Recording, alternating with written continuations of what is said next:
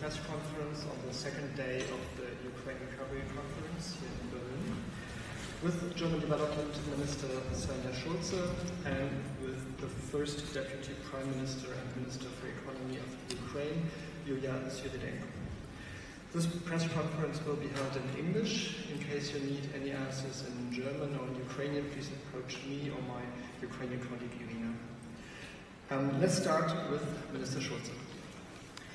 Ladies and gentlemen, over the last few days I have often been asked, why are you already talking about the recovery of the Ukraine when the war is still ongoing?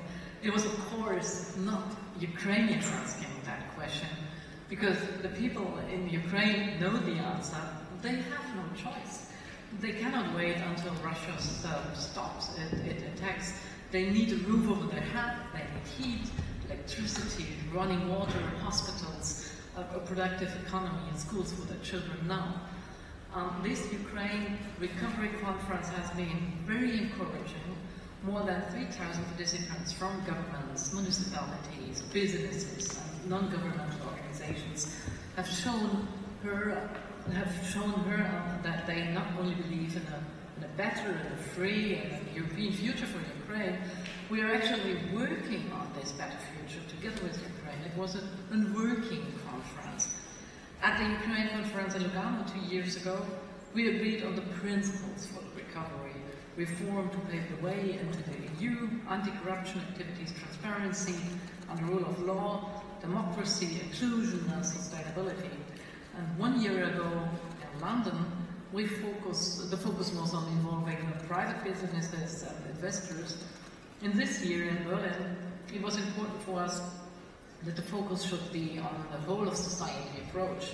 And that is why there is much more representation of municipalities and civil society at this time. And that is why we organized a very lively recovery forum, which turned out to be the creative and networking center of this conference. One separate result of the conference is that we defined 4 Berlin dimensions of recovery: the business dimension, the human dimension, the local and the EU dimension. And Italy, the host of the next Ukraine Recovery Conference, has already told us that it is going to continue working with these dimensions. And this whole of society approach is an important guide, because it considers more than just the visible destruction, such as destroyed houses and bridges, but also the invisible impacts of war, from traumatized children to the shortage of skilled workers. All in all, more than 100 agreements have been signed, ranging from MOUs between companies and between governments to agreements for alliances and initiatives. And I would like to highlight 3 of them. The SME Alliance, the partnership between municipalities, and the Skills Alliance for Ukraine. The Ukrainian government has told us many times, without skilled workers, we will not manage to recover. The recovery requires roof builders, heating technicians, electricians, engineers, architects, and many, many more. And investing in skilled workers is an investment that pays off. Ukrainians have the knowledge they need to rebuild the power network, and at times like these, electricians, doctors and engineers are just as important as techs.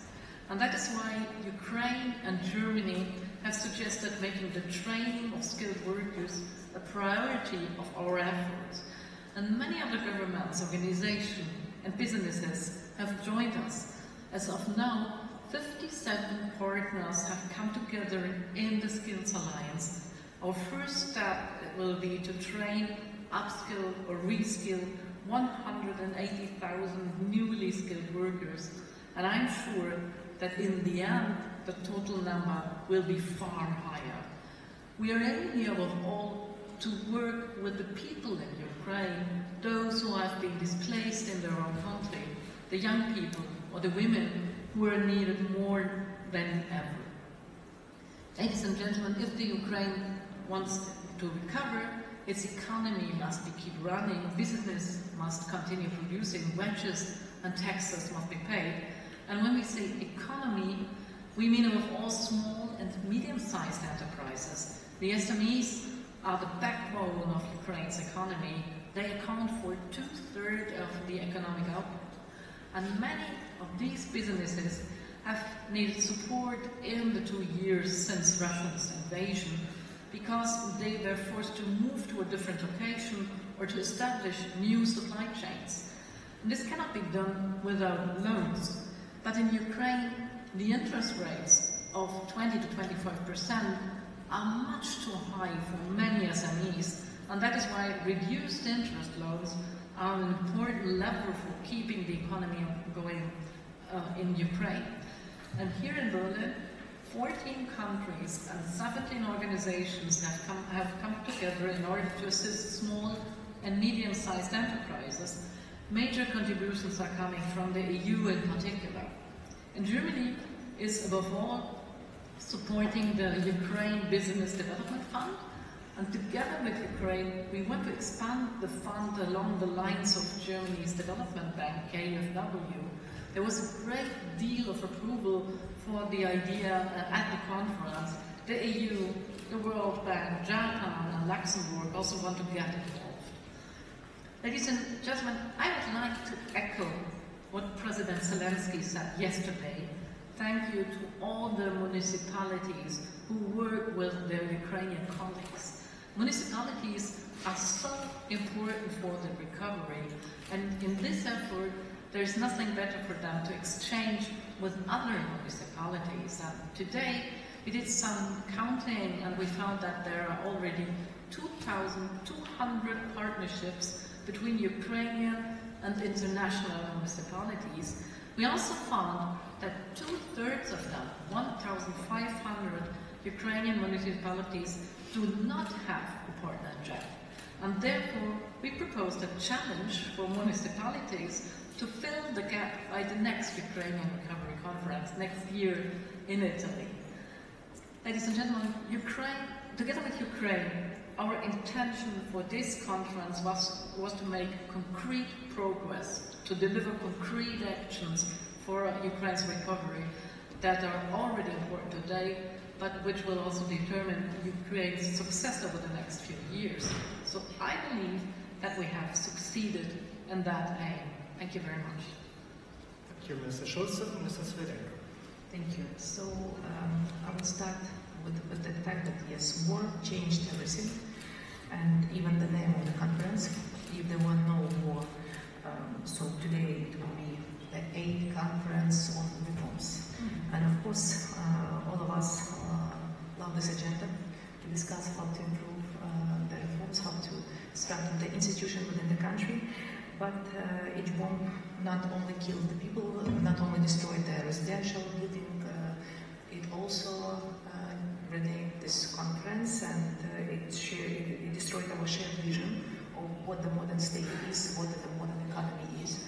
And 2 years ago, conference have been renamed to recovery. I think it also was a kind of manifestation of our shared belief and enthusiasm that yes, we will go through and we will never give up. And I think there's just 2 examples, macro-financial stability of our country and restored maritime logistics are enough to understand that our shared will to rebuild the economy and develop does not disappear under challenge. And there are countless examples of such resistance through development at both the national and municipal level. And today and yesterday we saw many examples of resilience. It was showcased how with your help, with our partners' help, bridges were built, sewing was carried out, children were protected in schools, and water supply was preserved. But the most important, we continue to implement structural reform in cooperation with you. So we are very grateful to German government for hosting us, organizing this URC. And I think it was agenda of this conference was very broad, and we had this 4 dimension, and what is more important, we got very concrete results over these past 2 days, and 3,400 participants, more than 110 agreements have been signed. And in business dimension, so we have launched Business Advisory Council, so to promote private sector engagement in Ukraine's recovery and reconstruction. Also, one of the main subjects that have been discussed during the last 2 days, and I think it's top priority for Ukrainian government, it's energy issue. We have lost 50% of our energy capacity, so that's why it's top priority for the government. First of all, to repair the energy grids, energy capacity. Second one, it's to bring new generation to the country before the heating season. And I want to say that Ukraine has signed several agreements focusing on promoting renewables, focusing on delivering of the gas turbines and gas pistons to Ukraine. So that's why I think it's one of the most important things that this conference brings very complete results in energy. Energy area. So in sense of also economic and business dimension, my colleague Svenja just mentioned about Alliance for Skilling Up and giving more experience to Ukrainian citizens because we're a shortage of them, business shortage of their labor. It's 56% of Ukrainian business. Our survey showed that 56% of the businesses said that it's number one priority for them to get skilled workers because of that fact that 6.5 million Ukrainians are living abroad. And part of the territory are occupied. We are facing the structural unemployment on the market, and that's why to respond to this, we've got the separate dimension of human resources, and it's great that we've got more than 50 partners that join this initiative and would help us to train and retrain women, young people, also displaced people and veterans, how to integrate them from the front line to economic life. So that's why I think it's extremely important for the SMEs. We also just mentioned about this, and one of the most popular topic that was discussed during these 2 days is war risk insurance. I remember particularly well that during how actually the evaluation of this discussion happened during the last 2 years, but now we have very concrete results and announcement from the DMC Corporation. More than 15 export credit agencies globally now are providing war risk insurance and loan finance for companies willing to participate in reconstruction and recovery. And I think it's a great idea to add local authority and local dimension and regional dimension to this conference. As today we might visit the exposition of regions and with the idea of reconstruction and recovery, and I think that it's also very useful, and I hope that the next country host would also based on this experience, will also continue this practice. So I just would like to say that we are very grateful to the German government, to Svenja. We know how supportive you are, how we know it was hard for us to imagine that you can manage this 3,400 participants. And for us, what was very important during the wartime to have very concrete results. Because you know we're shortage of time.